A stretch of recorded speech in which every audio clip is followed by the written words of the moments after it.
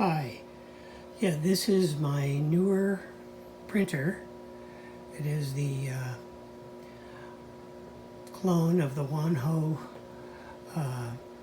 i3 Duplicator Plus. It's called the Monoprice Maker Select Plus.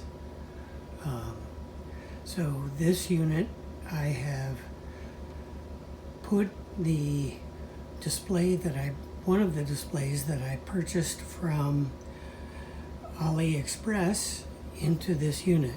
And here you can see this is the main screen of the software in the printer. So if you push these icons, they're supposed to light up and then take you to the next menu.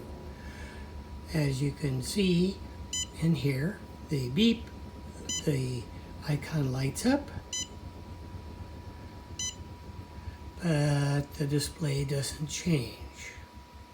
Okay, I'm going to move to the other printer with the display that was originally in this unit.